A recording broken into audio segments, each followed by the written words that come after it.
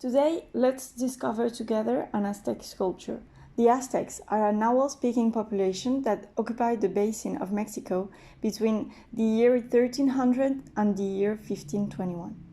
What you must remember to understand this civilization that disappeared more than 500 years ago is that Aztec art is completely linked to religion, since religion is at the heart of their conception of the world. To have a better understanding, let's say that the Aztec deities were not gods in human form living in the clouds and filled with emotions such as anger or love as the Greek or Roman gods are described.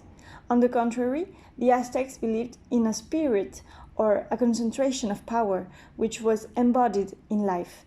The Aztec world was charged with this sacred energy which could manifest in plants, storms, seasons.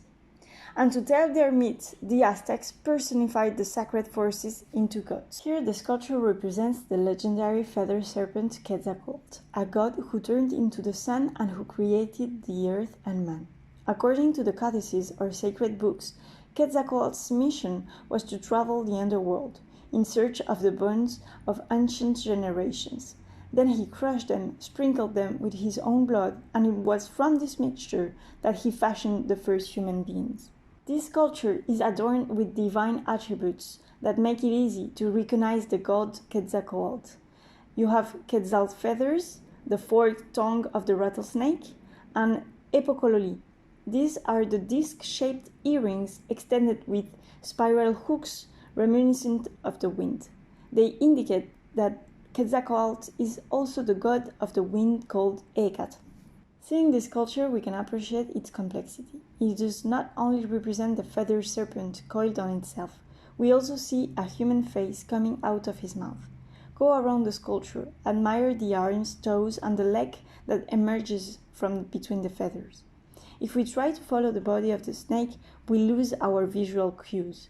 The rings go down, disappear, and resurface. We have the impression that the sculpture is moving and that the feathers are floating following the movement. But what you see with the naked eye doesn't tell us everything about this sculpture. You have to imagine that the Aztecs painted their sculpture choosing colors with a meaning as important as a world would have for us today. Like the divine attributes, the color made it possible to recognize the deities. The designs of the Aztec codices show the color of the god Quetzalcoatl. If this sculpture was painted, the face would be red, the feathers would be blue, and the ornaments would be white. Imagine more incrustations of small shells simulating the white of the eyes, the teeth, the pupils in black.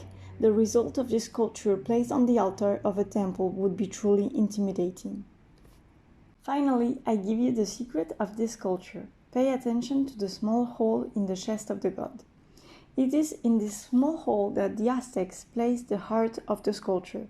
Archaeologists tell us that the Aztecs placed precious stones, pearls, or seeds like corn in this hole, symbolizing the teotl, the sacred strength. Ultimately, the heart was the god, and the sculpted stone that you have in front of you is rather the receptacle, the shell that held the sacred force Quetzalcoatl.